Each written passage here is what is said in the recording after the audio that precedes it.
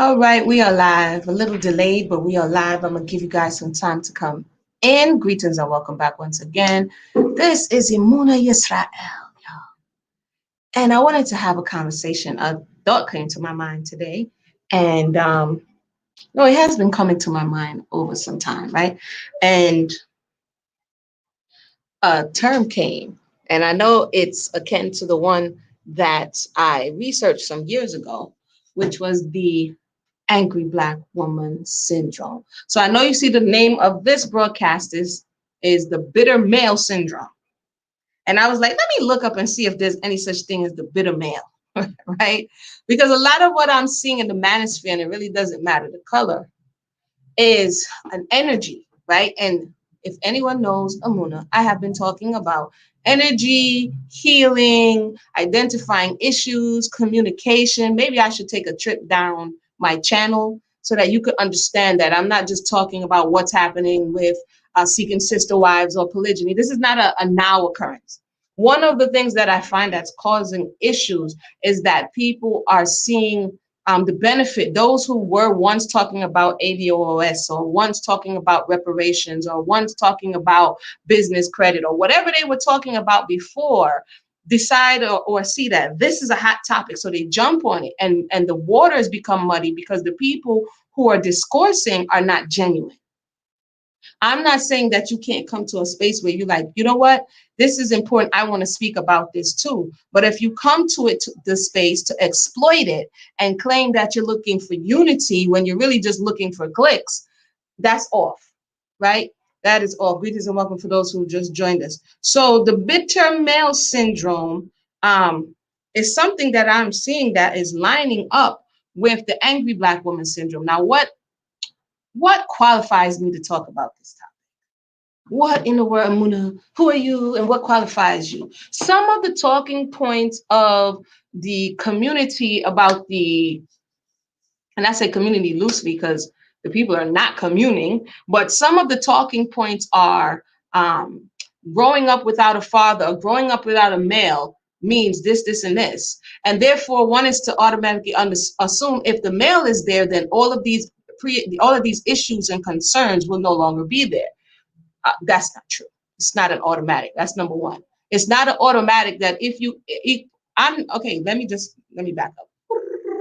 Let me back up. I did not grow up with a shortage of male representation. We can get that off the table, right? Some other people may. So I'm not speaking from a space of lacking male representation. As a matter of fact, I grew up with an abundance of male representation because I was one girl of many boys. I had male brothers. I was the only girl. I had male cousins, of which I was the only girl. So I grew up to the reverse. So maybe my viewpoint of what a lot of people are talking about is different. And that's what we also have to understand, that we come to conversations more often than not, unless we make a concerted effort, from our own life experience. So the issue comes in is when we overgeneralize our personal life experience and make that be everybody else's issue or concern or problem. So when I'm speaking from the point of view, I understand a lot more about male nature than you think. And this is why over the years, I have been able to interface respectfully with males and still stand my ground and share my point without having to be disrespectful. Arianda, welcome, without having to devolve into all of these things. Because in order to survive in my very upbringing, and not only did I grow up around males, people talk about beta males and alpha males, I grew up around, let me just say, Jamaican males. So all of this conversation that people are now having, I have been hearing, right? This conversation about this is why I'm not fazed by it. People are like, Amuna, how do you, I'm not fazed by it because I've been hearing it all my life. This is when people say, oh, men, Kevin Samuels is saying what men have always wanted to say. I'm like, always wanted to say. I have been hearing about feminism since my grandfather came from Jamaica complaining about feminism is the reason why women wear pants. Like, I have been hearing this all my life. So now that I got that out of the way, more than qualified to have this conversation because I've been observing what I'm seeing for a very long time. Okay. Now, what did I want to talk about? 'Cause my computer went down a little bit. So one of the, before I get to bitter male syndrome, right? And what I think it is, and what I think we're experiencing is that people are coming to this space in brokenness. And YouTube gives everybody and anybody with an email and a camera or a microphone or cell phone the ability to share their thoughts, right? And because of that, it also doesn't censor your thoughts unless it's something that YouTube doesn't want to hear. But outside of that, we can just, like I'm doing right now, if I didn't think about what I wanted to say, or if I wanted to rant or whatever, I'll just turn on YouTube and I'm broadcasting. So some people are not, male and female, don't necessarily taste their words before they spit it out. They come from hurt, pain, anger, disappointment, resentment, bitterness, right? And so when they do that, they put out an energy that resonates with others who may be hurt, angry, resentful, bitter, sad, depressed, disappointed, all of these things. And the more people you see resonating with a certain person or personality, is the more people who need healing. Because if you can identify that this, and this is the issue, if the person is looking to blame, point the finger, do whatever, then they're going to resonate with the person who's not trying to say to you, be accountable. Now, over the years, I'm gonna share my screen. I'm gonna share my screen because sometimes I forget and then I have to go back. I wrote a book. I wrote a few books, but about 5 years ago or 6 years ago, one concept in particular interested me. And the name of that concept was the angry Black woman, quotations, the angry Black woman syndrome. Yeah. And so just so that you can, if you don't know, or if you maybe know, this is me. I looked a little different. You see this 5 years ago. 5 years ago, A through Z of symptoms of the angry Black woman, history of the angry Black woman stereotype. I mean, like I said, I was here on YouTube, but then I started building a brick and mortar business, and it took a lot of my time. So I had to say bye-bye to YouTube. 12 million reasons to revisit angry Black woman syndrome. This was recently when Pan Africa TV asked me to come on and speak about it. So this is Professor Professor Kaba, when we were having discussions about willful ignorance of Black people 4 years ago. So my point being, I have put in work in this space. And because I don't believe in, what's the word I'm looking for? I don't believe in gimmicks, and I don't believe in disparaging people. It's like people will find my work, and they have found my work in due time, right? In due time. So I used to be sharing on Brother Philippe Matthews. That's how a lot of people saw me. I used to be over on Boyce Watkins. A lot of people saw me. So this essentially is who I am. If you look at The Angry Black Woman, the book has been up here since 2015. That's even more than 5 years ago. And essentially what this book did, or researching this book, it opened my mind up to a lot of things. And it taught me, hold on, let me release my screen, how to systematically assess and look at a problem, reverse engineer it, and kind of get to the core of it. And I see that a lot of that is not being done. What's happening is people are just crying out about the effects of the problem, and these little dotted things all over the screen, but they're not getting to the core of it. So what happens is, say someone from the manosphere is like, yeah, Black women, your rates of single motherhood is out of control. And then when you try to unpack that, it's like, nah, you don't get to do that. So then the people who are trying to defend, they run behind every talking point, and then it makes you exhausted. And then you wait for another movement to come in, and everybody jumps on that train and nothing is solved. So concerning the angry Black woman syndrome, I had to take a holistic view. And if you want to come on, you could let me know in the box. Oh, hold on, let me put the mic up. And I'm not going to stay long today either, because we have an event on Sunday. And I'm supposed to be over here making the natural juices, y'all. It was funny. Did y'all see on the other channel that the people tried to say I was obese? That was hilarious, yo. I was like, what? Anyway, that's funny. That's to show you that we are very topical We are very reactive as a people. Not all, but some. Many people, different cultures, but especially in this space and time, it's just like we just say anything for sensationalism. But that's what qualifies me to share the studies, my life experience, and dealing with male energy from the time I was born. Okay. So there's no shortage of male energy. Let's just put this out there. Now, bitter male syndrome and why the thought came to my mind to talk about it. Let's look up.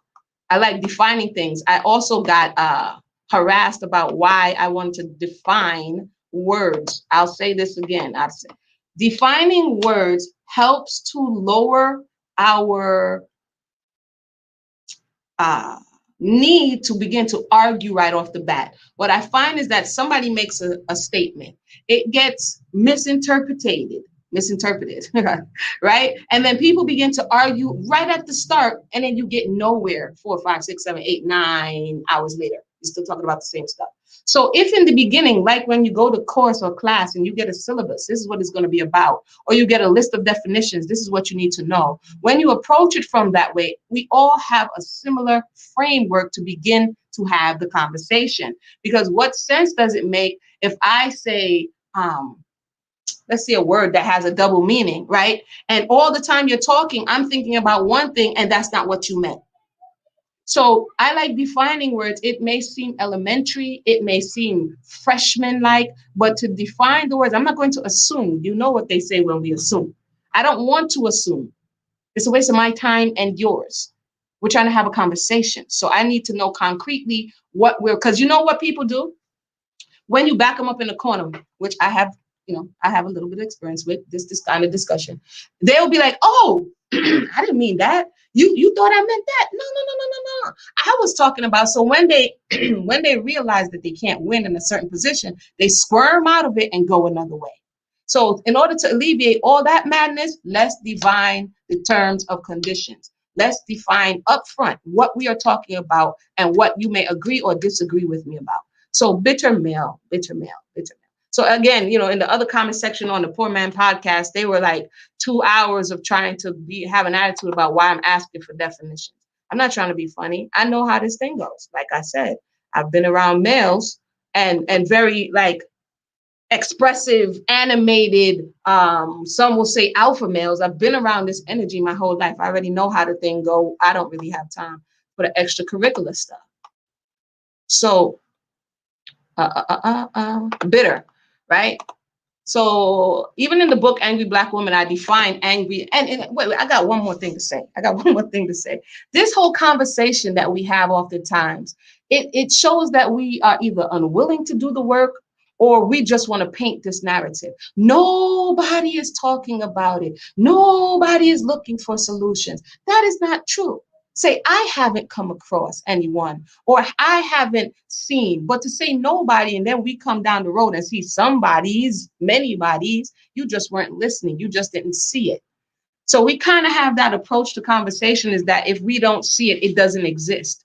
And that right there, it disqualifies people who have actually been doing the work for a very long time. Anywho, those are some of my thoughts. Bitter, bitter, bitter, bitter. Having a sharp, pungent taste or smell, not sweet. Second definition, of people or their feelings or behavior, angry, hurt, or resentful because of one's bad experiences or a sense of unjust treatment. Specifically looking at number 2. 3, often used as emphasis, painful or unpleasant to accept or contemplate, like the bitter truth, right? Of wind, cold, or weather, intensely cold. And that's why I moved from up north, because the winters are bitter. So when I say bitter man syndrome, let's look at syndrome, a group of symptoms which consistently occur together. So we're seeing the conglomerate of people, a confederation of people who shared similar sentiments coming together to form this group that needs to go right the wrongs, right? Or a condition characterized by a set of associated symptoms, a characteristic combination of opinions, emotions, or behaviors. So when I say bitter man syndrome, right? Now you understand what I'm talking about. Hold on. is that we're looking at the way in which the emotions, the thought processes of the men from their experiences are coming together to create this whirlwind. Like when you step in, like I said, I haven't been in this space in a while. When you step in, you're like, what in the world? You know what I mean? I'm like, what in the world? Uh, what's going on? What is going on? Then I'm gonna take you over to a little place. But let's read the comment first. Good afternoon, young sister, and respect. Our entire family needs mental health care assistance. Our brothers need to speak with healthy Black male health care professionals who specialize in family. Because I did a video, I'm just going to take y'all down a little memory lane, and then I'm going to come and speak more about this. The next thing we're going to talk about is, we talked about accountability. We're going to talk about responsibility, and it's important. But I did a video. I think it was called "Black People Don't Go to Therapy," on a documentary, right, that talks about it. Because people are talking, but we're not in the space to listen, because we would rather argue and get hype and get involved and get team up than actually solve the issue. I heard someone say today that there is no resolution for the issue. I'm like, what? There's only trade-offs. So you saw things like Black people don't go to therapy, right? This is me right here, many years ago, 5 years ago to be exact, speaking about Black people don't go to therapy. So to the comment that was just made, there's a lot of factors involved, right? So to keep it short, why? First, we have to say, if someone says, like for instance, angry, when the people said angry Black women, and a lot of women get offended, right? And they get triggered. Hey, what's up, Kev? Because you said angry. And so this was always a space of contention. And I looked at whether or not what they were saying was true versus about how I felt about what they were saying. So if what they were saying was true, I had to take that, because it's only in places where we're looking to manipulate one another do we demonize emotions. For instance, in the male community, in the manosphere community, certain levels of expression is demonized, is seen as effeminate, right? So there is a box, and only a certain way that you can express emotions. And if you express these emotions outside of the box, then they put you in the new box. And this limits the male in a certain way. And because masculine energy is within us all, but when you look at the male, when he has an abundance of masculine energy, it is something that goes outwards, right? And I wrote about that in the book that I did, Solonomics, that talk, and it's all over. But if we understand these energies, then we can better understand what someone is saying about a certain type of behavior. Feminine energy is seen as passive, something that's receiving something. Masculine energy is seen as something that is giving energy. Masculine energy is not the totality of the male. The male comprises a large amount of masculine energy, but masculine and feminine energy is both in male and female at different times. Yeah. So when I looked at angry for the angry Black woman syndrome, I'm like, all right, stop pushing it off. Stop saying you're not angry. Stop defending it. Step back and see whether or not it's true. And once you say, you know what, that's facts, I'll take that. I am angry. Now you get to see why you're angry. So if we're experiencing the bitterness of the male, right? Because let's keep it 100. If, like I asked the Poor Man podcast guy who misused my image and misrepresented what I said, right? I said, what is the objective? What are you trying to achieve? Because if the course of action that you're taking is not going to yield the result that you're looking for, you're wasting your time. If you think you're going to beat someone over the head, guilt the person into, that means you don't understand human nature. And that means you need to go back and do some more studying, right? And I think that we, the people, not all, but many who are the loudest, have not taken much time to study themselves, to study their environment, to study their own lives, because if they did, they would have a totally different approach. And the approach alone shows that you are looking to effect change in the life of everyone else except for yourself.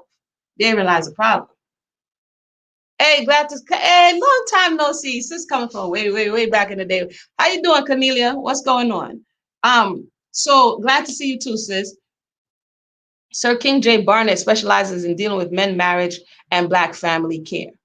That's what somebody says. I don't know who that is, but like I said, I'm new to all of these names, the new names, right? When I left, Dr. Frances Keslishan, she just passed away, created rest her soul. You're looking at some of the elders who were speaking in a different tone, but now, even though I didn't agree with everything everybody was saying, it was kind of a different exchange. But now it's like it has devolved. I must be honest. It has devolved. If healing is not on not on the table, you cannot speak of healing a community until you speak of healing the individual. There's too many people looking to do community service and they have not done service to themselves or service to their immediate family. That is a problem. You're worrying about the fact that your brother has a wife, right? But yet you may have a wife or had a wife and could not maintain the wife that you had.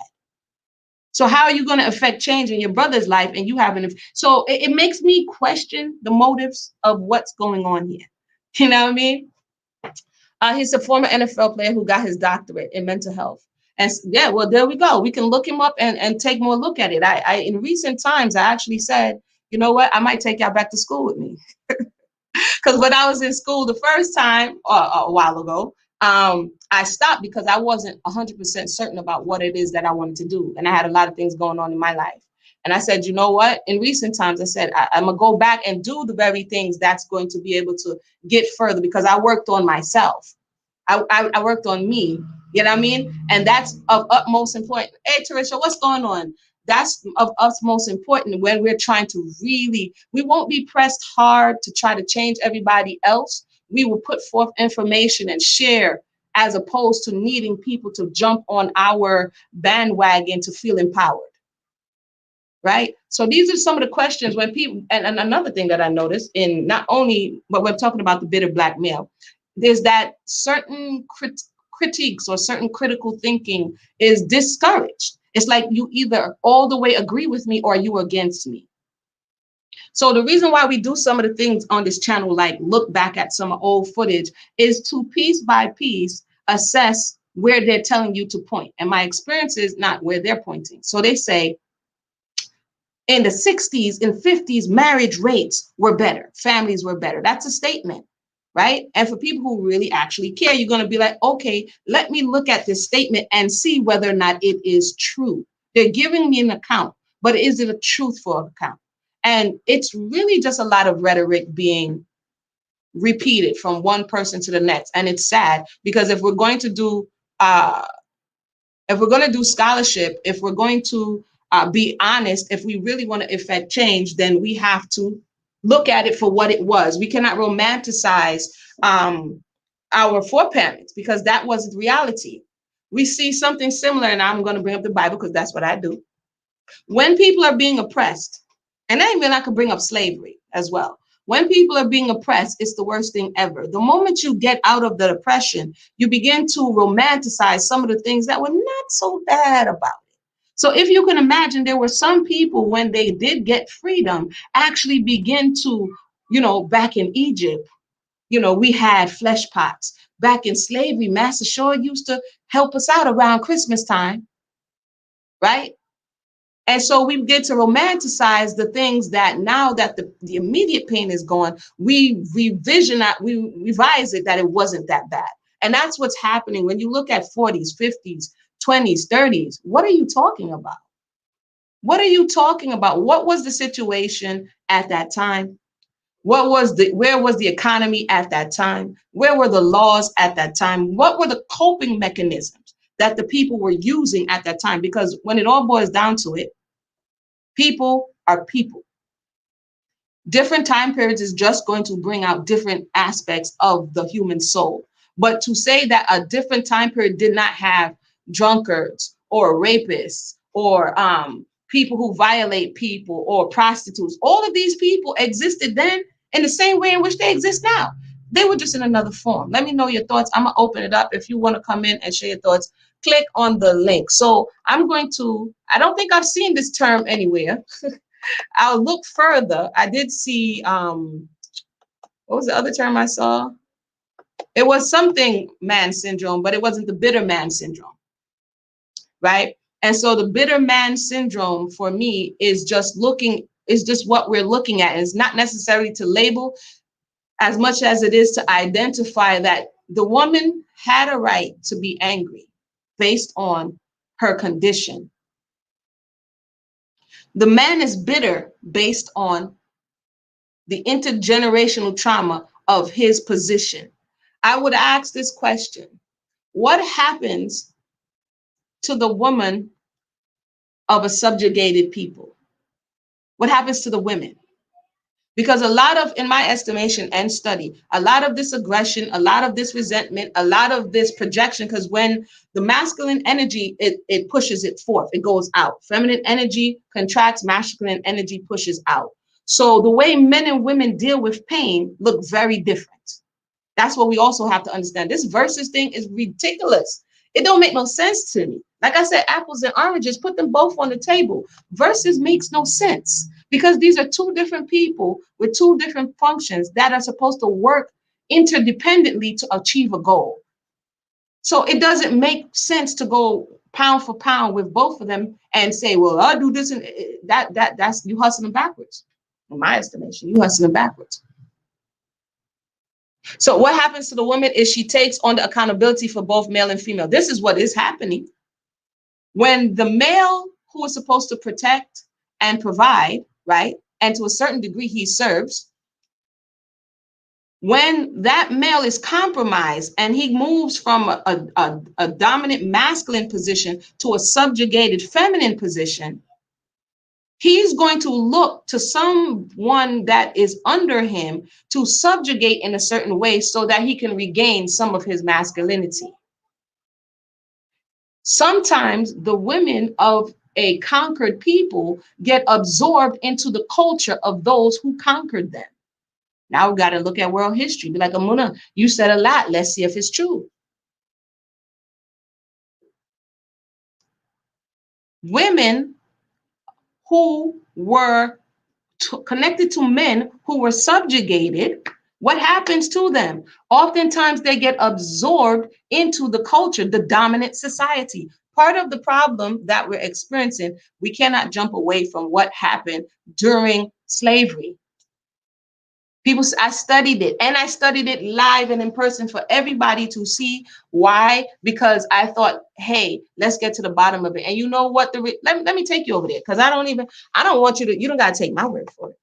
Right? You ain't got to take my word for it. But if you guys want to come up, click the link because I'm not going to stay long. I have to finish this juice. And then I have to go. But it was called the Left Project. And for 1 year, for one entire year, what I grew tired of, and it's just my personality, I go tired of rhetoric.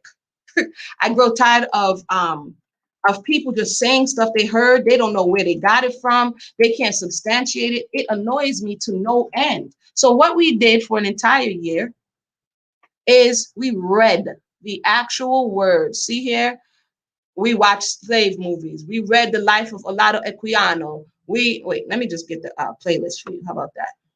How about that? And why is it important? So when I'm speaking, I'm not just speaking from what I don't know. I'm speaking from what I have studied and did it in the public eye so that it wouldn't just be me popping out here with this information and be like, oh, come with me. No, that's not what this is about. Wait a minute. Let me go back. And I'm also doing this so that you guys could just, at your own leisure, get the value of. And you know what happened when I went through this process? It taught me a lot. Can you stop, Grammarly? It taught me that a lot of people would rather talk than do. They would rather deal with the shadow of the past than the reality of the past. And that's on both sides because people have come for me. Okay. So we started off in the beginning of the year and we went through 50 Years in Chain by Charles Ball. We went through Incidents in the Life of a Slave Girl. We read narratives so we can hear the voices of the people, not our voices. We weren't there. I want to hear what they said about their experience, not what you're saying about their experience, right? The account of slave trade on the coast of Africa. I did a study on the word coon. That was very interesting. Spoke to a guy who traced his roots back to one of the books that we were reading. I didn't just do so-called Black people's accounts. I read Europeans' accounts. I read abolitionists' accounts. I did it all in the public purview so that we could have more information to have a better informed conversation. And I'm still in my feelings that they cancel Underground, but we over here watching Rose on The Handmaid's Tale run around for 4 seasons. I'm still in my little feelings about that. So again, what qualifies me to have this conversation? A little bit of a little bit, a little bit of a little bit, a little bit of a little bit. Queen T, you remember that? We have some people from day one who remembers this Lev Project conversation, right? And how it was too much to stomach. But I promise you, once you look at it, once you process it, it helps to move through the conversation on the other side. Yeah? Okay, good. So the women of a subjugated man is in a very precarious position, because if she has not been absorbed by the dominant culture, she's required to still interface with the man as if he is in his rightful position while overcompensating on the other side. So as you can see, from the time of subjugation up until now, she has been in a precarious position, and you can do the timeline of how many generations that is. After a certain point, even the earth, if you continue to compromise the earth, right, which is feminine in nature, the earth is feminine because it first receives and then it gives. We're talking about principles. It first receives and then it gives. So the convo on R. Kelly comes to, yeah, that was deep. That R. Kelly expose that I did, that joint had me like, wow. But so I do deep dives. I don't like very topical things. For me, it doesn't get me. So the earth is feminine in nature, that first it receives and then it gives. Similar to what the woman does. It receives, she receives, and then she gives. At a certain point, if the earth is full, right? Or if you have taken more than you have given to the earth, she will not yield her fruit for you anymore. This is what a lot of the men in the manosphere are not realizing, and they are becoming more embittered. If after generation, she has overcompensated and she has given and she has given and she's getting a little bit and she's expected to give a lot, after a certain amount of the time, the earth will no longer yield her fruit for you. That's in the Bible, by the way, people. Okay. It's in nature too. I'm gonna connect that to, I told you I wasn't talking long. What time it is? I gotta go make me some tropical punch. All right, boom. What time? Okay, I'm gonna have to go. But what was I saying? So for instance, who remembers the reason why the slave masters, the planters, the plantocracy, who remembers the reason why they moved from the eastern seaboard to the second migration down into places like Mississippi, Tennessee, Kentucky, Louisiana? Who remembers what was the impetus behind them having to move from off the eastern seaboard? Anybody remember? Anybody? This connected, and don't worry, I'm connecting it to what I'm saying. Anybody remember? The reason why they had to move, one of the main reasons why they were still in, because the earth had been used, all of the nutrients. So what happened was when they first came, they was planting crops like tobacco, like indigo, right? And a little bit of cotton. Cotton didn't become king to the latter portion. When they season after season after season plant and reap, and they didn't do what the Torah says was let the earth rest, the earth became depleted. And because the earth became depleted, it was no longer advantageous. It was no longer profitable to plant there, because by the time the season came to the end, they were at a deficit. And so they began to, when they got I believe it was the Louisiana Purchase, because remember the country was split up. And when they got the lands down in Louisiana and Mississippi, they were giving incentives for the planters to move down into these new unknown territories. And this is why they started stealing a lot of melanated people who were actually free. They started because they needed labor. One of the threats was, if you don't behave, I'm going to send you down south and you will never be seen again. Because down south was not something that was fully developed. It was the Eastern Seaboard, South Carolina, North Carolina, Savannah, Georgia, Virginia, that whole Eastern Seaboard. My point being, when the feminine gives more than the feminine principle receives, then it creates a deficit, and then you're not able to yield or reap the benefits. So if generation after generation, the feminine has been overcompensating for the fact that, and this is not caping, we can talk about it, we can go into history. If she had to overcompensate for the fact that she was still paired with a man who was subjugated and she wasn't absorbed into the dominant society where she reaped all the benefits, like Rahab in the Bible, when Rahab realized that Israel, according to the text, was going to invade the land, she didn't stay with her peoples. She said, remember me. I'm gonna put this red string, I'm gonna save you, I'm gonna cover you. And when it all pops off, I'm coming with you guys. She was more than a, what's the word they're using? She was more than hypergamous. She was like, yo, I'm coming with you guys because if I stay with them, they're on a losing team. So when the melanated woman stayed with the man, it caused a ripple effect that until this day, it has angered one and embittered the other. We have to be honest about what we're looking at. And we cannot divorce the result from the cause. There has to be a cause and effect. That is universal law. So I'm saying that to say, once we understand, just step away from male and female for a second. Step away from you do this, step away from single mother rate, step away from all of that and look at the initial injury and look at the imbalance that this initial injury caused. Then we can see how down the timeline, people are making adjustments based on the fly. For instance, when you look at a lot of slave movies or you look at Underground, they don't have any time to think or plan far off in the future. It's all about what is going to get me to that next moment. They're in survival mode, like Rose on, what's the name of the show? Handmaid's Tale. I could do a whole nother conversation on Rose and Handmaid's Tale because she's tripping me out, y'all. I'm stressed trying to watch Rose. But anyway, no, her name ain't Rose. What's her name again? What's the name lady from the Handmaid's Tale? I'm mixing up all these names. Anywho, so when you're in survival mode, it's not about long-term planning. What may have worked for one generation does not necessarily work for the other generation. Why? Because you're still in survival mode.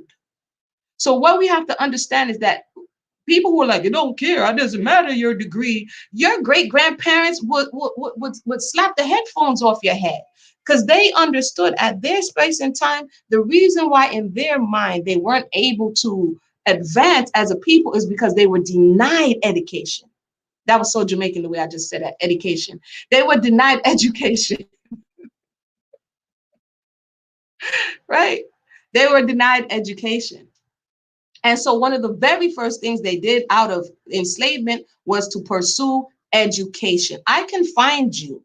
And I've read it. It's from the book Weevils in the Wheat. A lot of my narratives are packed up. I'm going off the dome right now, where one of the women who were born at the latter part of slavery was disparaging the women of the day. Not Shahzad Ali in 1980, not the civil rights movement. I mean, right out of slavery, she was disparaging the next generation for not knowing how to quilt, for not knowing how to do all of the things that she learned in her servitude, because in lieu of those things, they went towards education.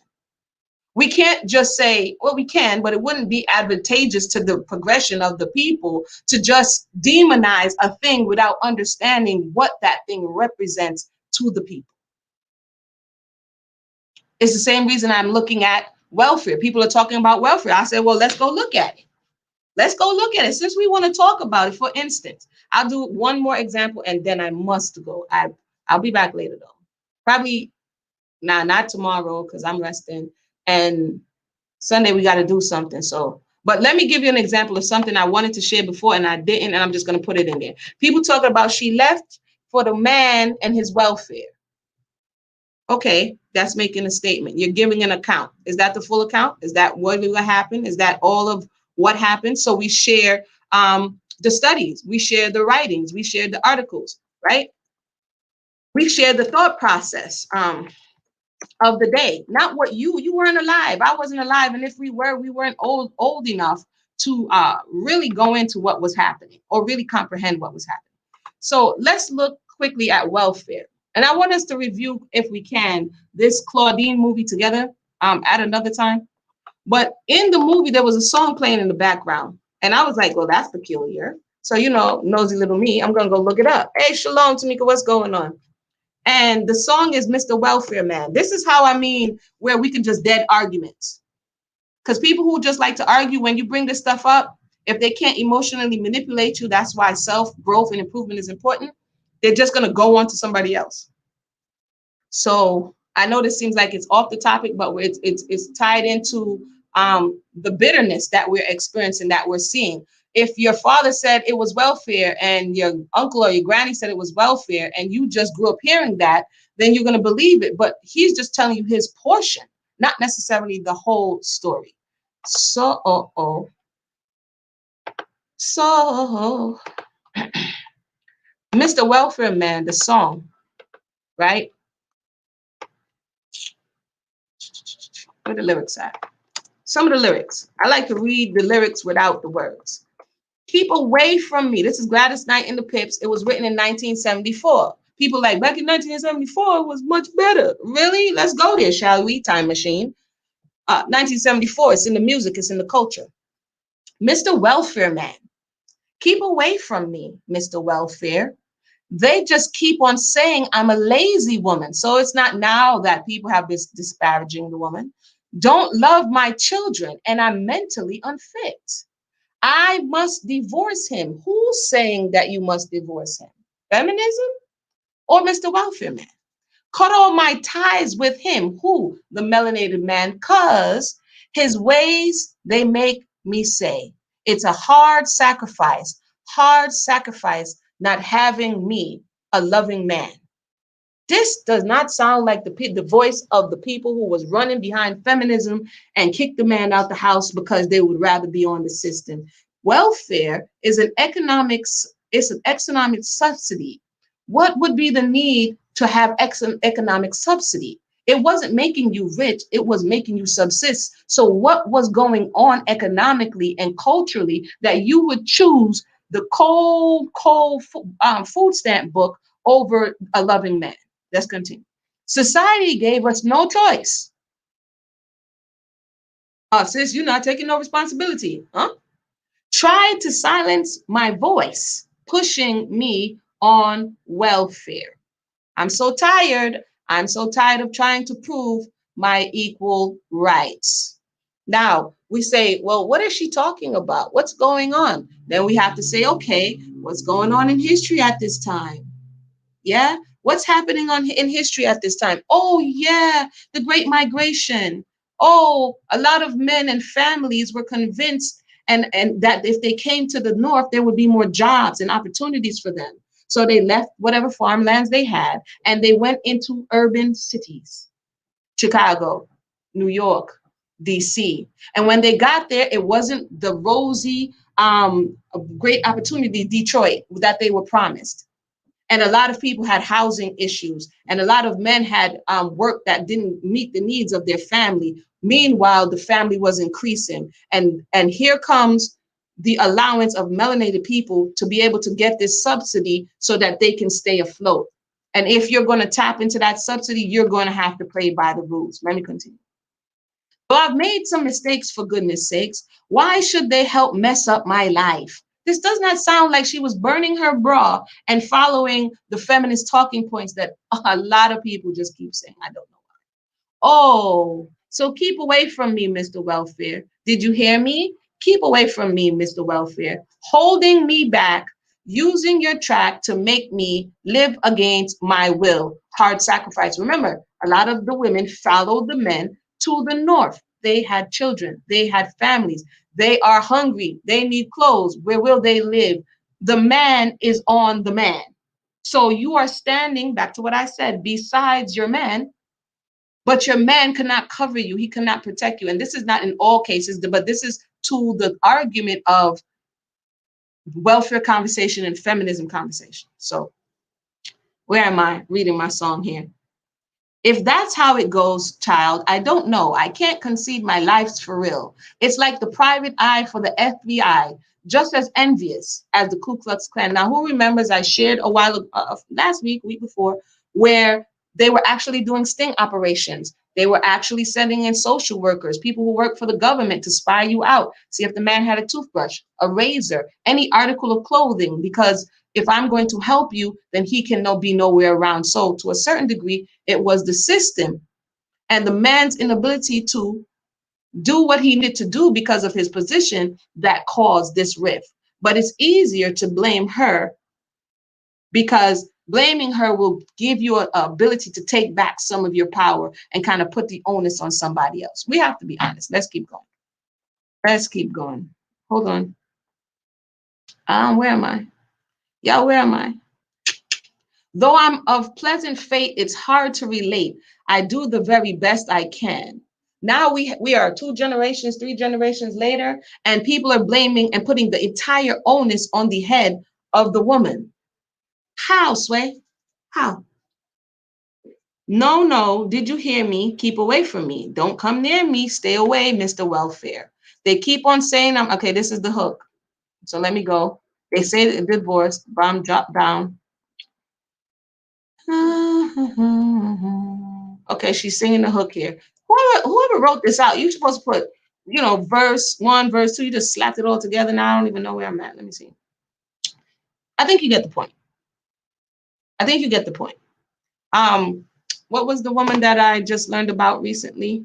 Johnny Tillman. She speaks about this in her article that we shared, concerning their real thoughts about welfare. And it wasn't something that they wanted to be like, yeah, give me. It was something to survive. Because remember, civil rights, the thought for civil rights was that once you get civil rights, you're going to be good.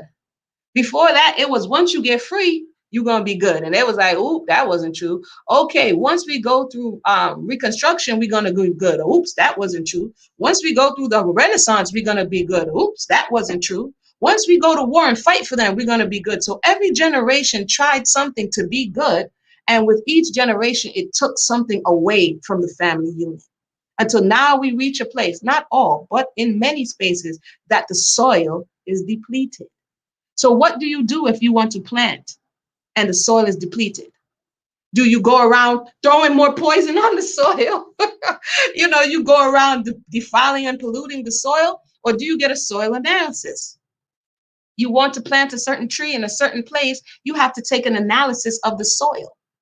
This is more sandy. This is more rocky. This has more iron. This is more. So you can't it's not a one size fits all. But people are approaching it as this, and that's to show that even in their self-taught or professional education, they're not uh, learned in this area. They have not fully, right. You have to fertilize the soil. First, you have to know what the soil needs. First, you have to find out. And the thought is like, I'm going to make it grow. No, it's a compound, complex issue that doesn't. It's this direction is not going to get it. I'm here to tell you. This direction that we're going in, that I see, I'm just like, I'll qualify myself one more time. Sometimes I do so much I forget. But it's like I look down the road and I say, okay, these are the things that we may need coming up. And because oftentimes the people are like, no, we don't need that. And then they go up the road and then you need that, right? One of the things we need to go on is a journey of self-discovery, a journey of healing, to cleaning your own window. So when you come to share, you're doing it from a more authentic place, right? You're doing it from a more authentic place than as opposed to doing it from a place of, like I said, meeting fan people and cheerleaders. They also closed the factories where they work. Integration was the way to separate. Yes, people went to Detroit because of steel and because of factories. It created industry. So people were flocking to the places that industry was. That affected the man's feeling and the ability to provide for his family. And when jobs moved and places, economy dried up, it had a ripple effect. So we weren't already operating. When people say, yeah, in slavery, more people were staying together.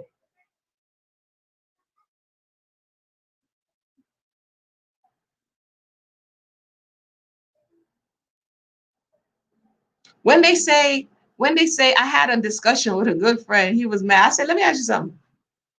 No, he says something about slavery. I said, do you know what percentage of the runaways were male? We're talking about slavery. We're talking about the capacity to endure extreme pressure. We're talking about who is standing, and this is not blame, it's not shade, it's reality. It is what happened.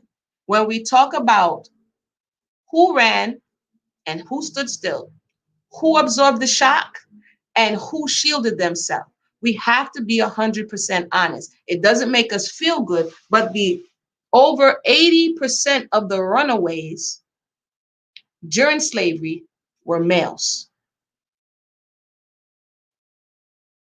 What does that mean? That when the pressure, the capacity to be subjugated in a certain way was not something that the man was able to do, so he ran. Whether you ran from the slave master, you ran from family, you ran from whatever it is, he ran. But the woman, she was not afforded that same opportunity. This is not blame game. This is historical facts. So it gives us a framework from which to have this conversation. So does she get blamed because she stayed? One of the reasons she had to stay, and we saw that in incidents in the life of a slave girl, is because even though you're taking oppression, even though you're being oppressed on all levels, you need to internalize that and be present, because the worst thing for you is to leave your child. And because part of her function is to bring forth the next generation and nourish it, she was seen as a traitor if she ran off and left her child in slavery to endure without her. So even amongst the slave population, you were disparaged if you tried to go and get your own freedom. We see that in today's taste and time. You stay still, melanated woman, and you endure all of what you're enduring. And a lot of the outcry is like, the soil has been depleted. What? She leaving? What? She giving up? What? She divesting? What in the world? What? Who? It's like, what? You're not allowed to do that. And somebody would measure males against female. No, it's looking at the male says, if I cannot protect, in many cases, if I cannot provide, and if I cannot serve, many people, many of their fathers saying, I had nothing to give you. When you look at some of the reasons that the fathers stayed away, they felt because they couldn't serve, they couldn't protect, and they couldn't provide, there was nothing they could contribute. And emotional, what's the word I'm looking for? And emotional contribution wasn't it.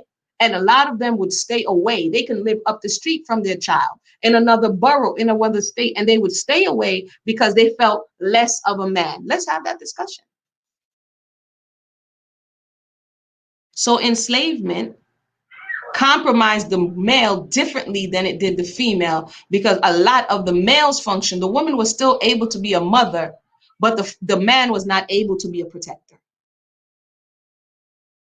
The woman was still able to be a nurturer, but the man was not still able to be a provider. I'm tripping or not? The blame game will not work. I agree, Queen T. Um, yeah, history is going to repeat itself because that's the nature of history. It's cyclical. Same point, same point, same point. So here we are at the same point. We can argue, we can protest, or we can look within and be really honest about what we're seeing and what we're experiencing and what we're feeling and why. And why. That little part that I just said, and I'll say it again and then I'm gonna go. To my experience and what I've seen, the bitter male was affected differently than the female. Enslavement still allowed her to bring forth seed, which is part of her function, and nourish, even if it was in a compromised space. It did not allow him to perfect and provide. So it affected the two very differently. Okay? She could, if the man planted the seed and left, which in many cases he did, um, she could still bring forth that seed and nourish it. But the ability to do his portion, if he cannot do it effect, because he has pride. If the man comes and can, if he loves you, because all everybody's talking about all of this dysfunctional stuff, right? And it definitely exists. But if that man loves you and he loves his family and he takes pride in providing for his family, and you say, and you take pride in your portion, and you say, you know what, I need such and such. He has a aim, he has a goal that I need this for this. And now he has a goal, something that he can work towards. Him working towards it and being able to say, here you go, gives him a sense of accomplishment, like any goal. If you work towards it and you achieve it, you feel like, yeah, I'm doing that, I'm providing. And if she and the family gives him what is due unto him, it makes him stand taller. But many men fall into a space where you, I don't even go. I'll put a pause on that thought. Agreed. And the man was degraded in front of the family. Running probably was best. I mean, I can't go back and say, I can just say, we can surmise. I can just say what I've read over time. There's another book I'll bring in and we can go over that too. It's looking at the different ways women resisted. One of the ways women resisted during slavery, and I spoke about this before in the Caribbean and different things, is she resisted. Hold on, you guys. Yeah. 1 second for me. Let me check. These little ones are a little bit too quiet for me. Hold on. Y'all talk amongst yourself. 1 second. Uh-oh. Hold on.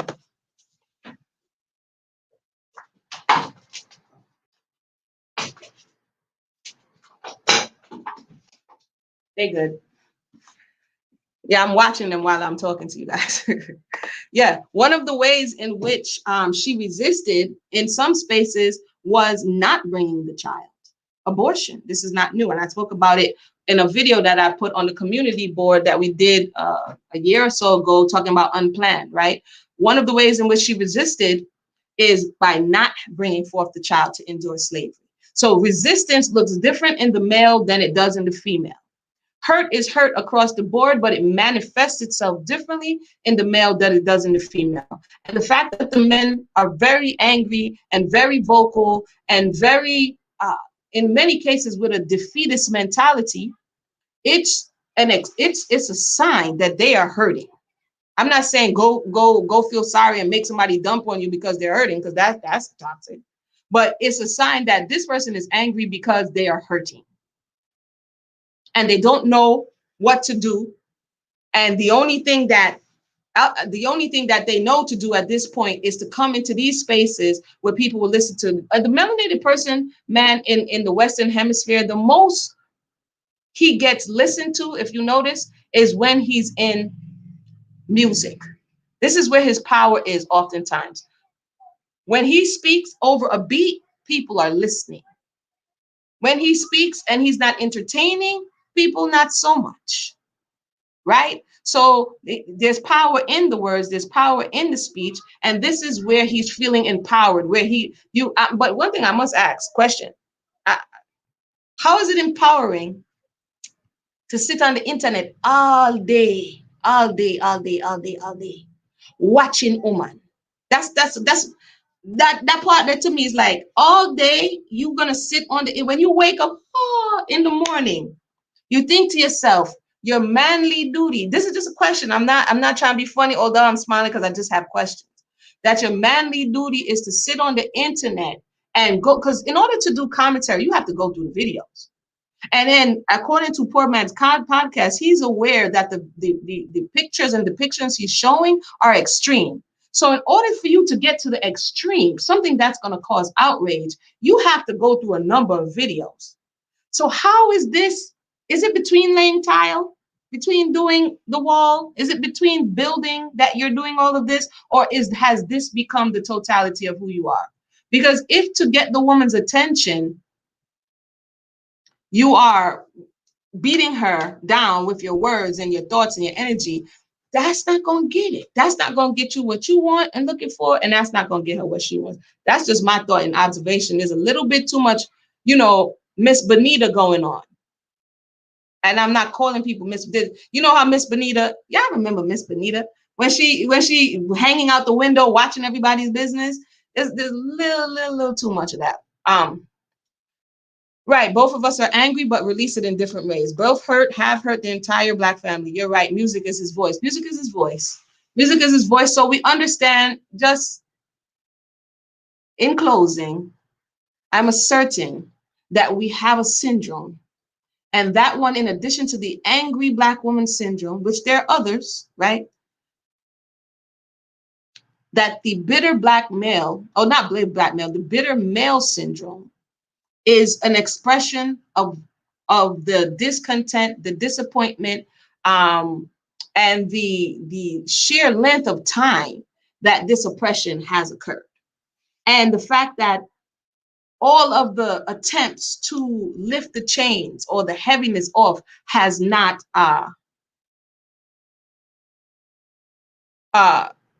I'm gonna come to you, Malik. Hold on a second. Has not been alleviated, right?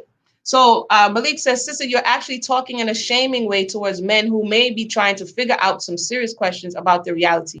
The red pill is real. And I accept your thought process in the way I'm talking. If you can give me specifically the part that I said that was shaming or perceived as shaming, then I'll be willing to explore that. Some of what I'm saying is factual research. Other is my observation, like the Miss Bonita conversation. To talk, it says the abundance of words, sin is not far from them, right? So I come from a biblical basis of the way I process information. If there's an abundance of words day and night, some of these podcasts are 8 hours long on a daily basis. Somewhere in there, somebody's going to be twining themselves up and the listeners up into a bad space, right? So when I'm listening as somebody who is not in it, and it's like people are on their journey trying to really understand, but there is a lot of vitriol, there's a lot of hatred, there is a lot of, and I'm hearing this. It's not, I'm like, what in the world? Okay, we can express ourselves and say what it is, but just pump them and dump them. You hate women, the black bee. I'm like, what part of this is trying to find your way? Where are you trying to find your way to? I'm talking about the exaggerated. Yeah, I know. But what I'm saying is I totally understand, but also because if someone is hurting, everything can be perceived as offensive. So there's a part that I'm responsible for if that's the way I'm giving it, and there's a part that the listener is responsible for if that's the way they're receiving it, right? And so if we are injured, everything that happens is going to make us go, ow, ooh, you came for me, right? Everything that we do and say is going to be that you came for me. So my thing is that I have had many conversations with interfacing, and I didn't even come for the person, and they perceived it as that means that person in that space is hypersensitive, right? And the thought is that, for instance, I was on my Facebook page doing community discussion because I do it over there, and I asked a guy for a definition because he came on the post. I forgot what it was about. And I asked for a definition like I do normally. And the brother went off. And I'm like, bruh, I just asked you to define what you're saying.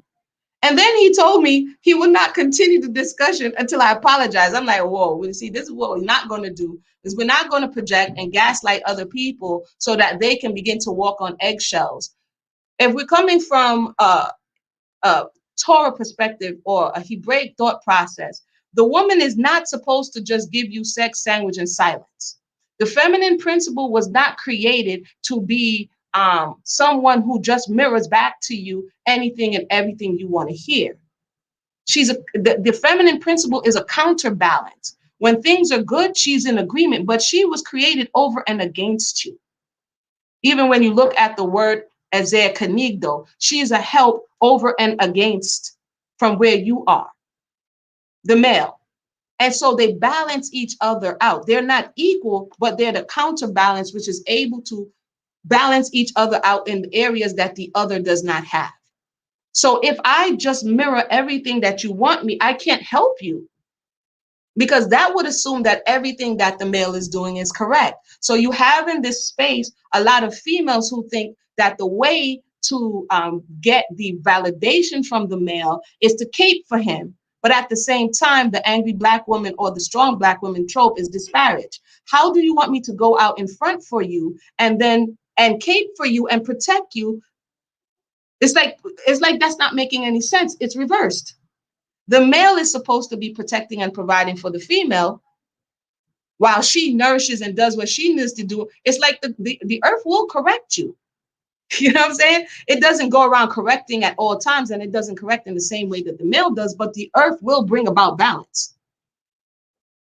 We can't just do what we want. And this is what we're seeing now in the earth. We willy-nilly, after a while, the earth is going to be like, whoa, whoa, whoa, whoa, whoa, whoa, whoa, whoa, whoa. So what I see is that people are being retrained to, women are being trained to not be able to, in order to get the validation and approval, is to overcompensate for the male in many spaces. And if she says something that is undesirable, then she gets to be disparaged. And I'm like, that right there is extreme. So Malik says, so the animal souls is where some of these brothers are speaking from. I would agree. And that place is very dangerous for a man. And I would agree. When this whole world was turned upside down, he might be there for a season. Deep mind reveals it's okay to hold up a mirror. I'm coming. We got to wrap up, y'all. And to discuss what is displayed, let's discuss the reflection. And what happens is, instead of discussing the reflection, the answers break the mirror. Because when I said to the guy on his podcast, very respectfully, the reason why you bring up the man while discussing the female in this conversation is because to have a discussion without both of them there is not a fair representation of what's actually happening. And so what happens is, because what's happening is not something that one can take pride in, it's like break the mirror. It's like, well, you can't break the mirror because you're not liking what you're seeing. If you're saying and advising, woman, if you're overweight, man, if you're overweight and you're obese, take responsibility, right? The mirror is reflecting back to you what's going on. The answer is not, I don't like what I'm seeing. Break the mirror. The answer is, okay, boom. What are my habits? What am I doing? What am I eating? How am I behaving? Da da da da da. But that's a pragmatic approach to a real problem, as opposed to an emotional response to a real problem. So, withdrawal is going to be a part of bringing of balance. Withdrawal on whose behalf? And Malek, if you want to come up and share your thoughts, feel free to come through. I keep saying I got to go. I really do, y'all. I got to go make this. I got to go do lady. And another thing that's funny, when people call me feminist, let me just say this. Huh? Huh? Like, people need to understand, for some people, it's like, oh my goodness. And I said this and I'll say it before. I said it before, I'll say it again. Do you understand and realize that each one of these movements were birthed, just like MAGTOW movement and Red Pill, they're birthed out of something that's happening in the something that's happening culturally and socially and economically. That's what births movements, right? So if a movement is conceived, something has to be germinating to conceive, all of these very feminine terms, to conceive a movement and then give birth to it. The womanist suffrage feminist movement is no different. To demonize a movement without understanding the movement, it does not lend credibility to one's argument. I'm coming. So years ago, when people kept saying it as it was supposed to be like the great, like, oh, I'm gonna stop talking now because you call me a feminist, bruh. I take care of my children, I cook, I do all of the things that people are claiming people are not doing. And so I laugh not to be rude or disrespectful. I just laugh at the manipulative tactics that people will use to try to control the other person. It's funny to me, right? So essentially the feminist movement, we can come back and talk about the beginning. First of all, feminist movement take place all around the world. So if Red Pill is in response to the fact that men feel that their rights are being violated, what do we think womanist or feminist movement is in response to? The very same thing. Someone feels their rights are being violated and they are no longer in the submissive space to continue to take it, and they begin to push back, which is a masculine energy. The abolitionist movement is a pushback against what is happening within the institution of slavery. Within the abolitionist movement, the feminists are within the abolitionist movement, these womenists who are helping to push back on the narrative of slavery. Without the birth of the feminist movement, what people are calling feminists in this country, the needle wouldn't have been moved the way in which it was as it relates to freeing the slaves. Let's talk about it, because I like to. So when we say something, we got to put it in context, because if we don't, we just spreading propaganda. First wave, second wave, third wave. What did they each do? Who was involved? When, where, how? What effects did it have? What gains did it have? What did you have to give up as a result? All of these things matter. They're not just nuanced things. They all matter if we are going to pass this narrative down to another generation. And right now we are misleading ourselves, each other. Like all of the energy, this pent up energy that the males have. What's going to happen when they don't get the women that they're looking for? What's the alternative? If the women are going to die alone, what are the men going to do? Wouldn't the same fate be meted out to both of them? If we look at statistics, who usually dies first, the male or the female? If the male is considerably older than the female when they come together in this hypergamous union, who usually dies first? Who's usually widowed? The male or the female? So it's like you're threatening people, or people are threatening people with stuff that naturally occurs in nature. You could have had the husband for 50 years and dude dies. And guess what? At the end of the day, you're going to die alone. I'm sorry, just something. Let me go. Let me see. And then I'm going to go. My goodness. Balance is on the rise, and we need to study of a better way for the millennia generation to move forward. Yes, hallelujah. I agree. I agree. I agree. I agree. I agree. I agree. These modern talking points are not fully informed, so when one is questioned, they become hypersensitive. You are telling me, because they truly do not know the answer to the question because they are uninformed. Enters humility. Enter humility, stage left. That's what I've been talking about. I said, let's learn together. Why do we have to pretend like we have 50 umpteen books at our house and we come like guru who just descended down from the sky? Why can't we learn together? Why can't we come to the table and be like, you know what, bro? You know what, sis? I didn't know that. Thanks for bringing that forward. Why can't we really practice each one, teach one? Why does it have to be Baby Yoda coming to disseminate down all the information to Daniel's son and them? And all of these crazy references, y'all just don't worry about that. Men going their way is subversive move to indoctrinate males into an undercover, effeminate mindset. Oops. Where is a man going to go without feminine principles? They will be with each other. We can have that conversation another day. That's why I say I ain't going with y'all. I don't know what y'all talking about. I love my family, my children. I don't know what y'all talking about. I don't know what y'all talking about. I'm just on the sidelines trying to help push the conversation a little bit forward in a better direction. Because I don't know what y'all talking about. This is crazy. We should be talking about improving as a people, right? Healing from your childhood trauma. Not putting that forward to another generation, not go your own way. Didn't you hear it's not good for man to be alone?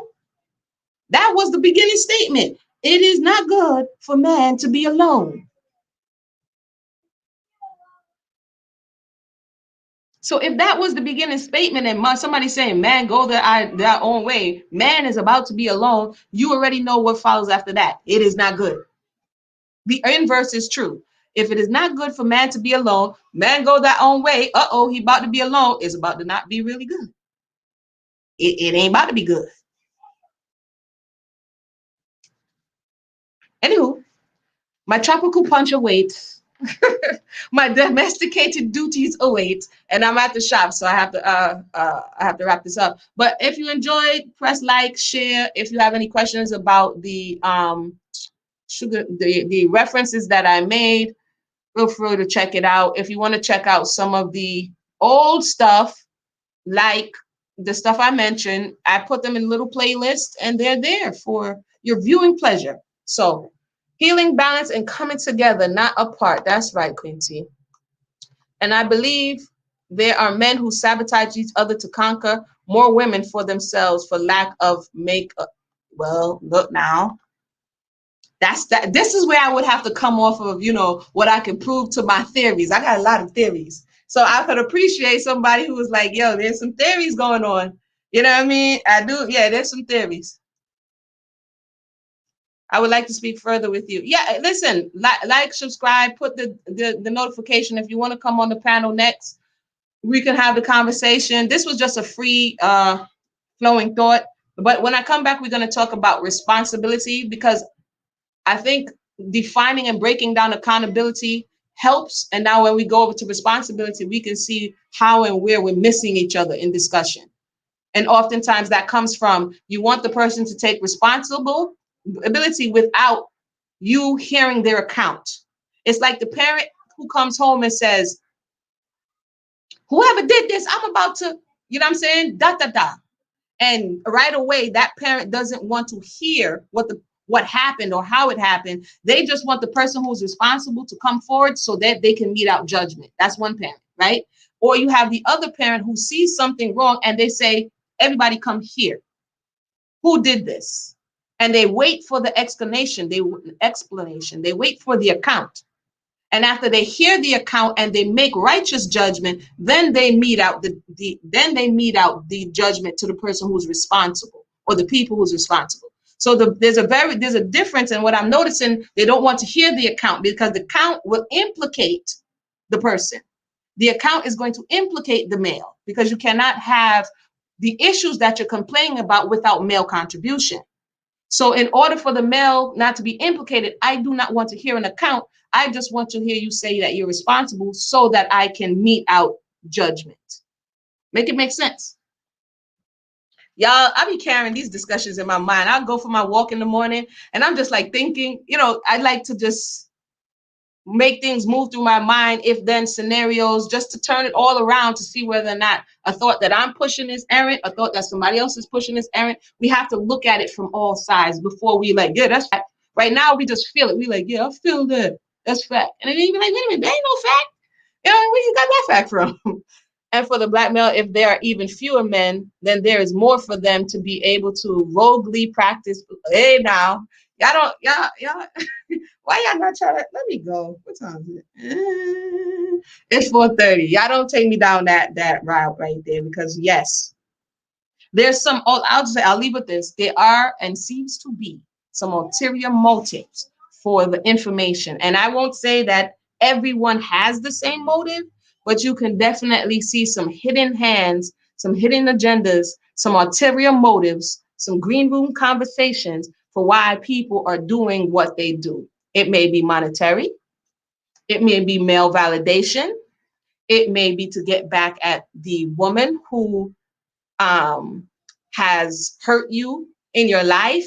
It may be passive aggressive. It may be a whole lot of things. Different people may be getting out different things out of it. And Zinga says, I'm writing a Caribbean fusion cookbook. Oh, congratulations. Y'all see, y'all getting me on all the topics that don't let me come off this thing. Tell us what okay, give me one thing. What's a good recipe you have going on in there? What's it fused with? Y'all got me talking about juices and cookbook. I'm a woman in my 50s in entertainment industry and have seen many things. We would love to talk to you. That's because we'd love to talk to you. Share your thoughts on what you've seen and how media and culture is shaped by entertainment. I was disparaged for saying, I didn't get to finish my thought, but I was disparaged for saying that. But the reality is, who can separate media and culture and entertainment? They're interconnected. So to say that what's happening, you can come. To say that's what's happening in today's space and time is not connected to what a male did here and a female did there is not honest and true, right? So this is why we look at all things to kind of get an accurate picture. With that said, true, true, true. I'm about to go now. Everybody have a blessed day. Thank you for tuning in. Drop your comments. Continue the discussion in the box below. All right, one.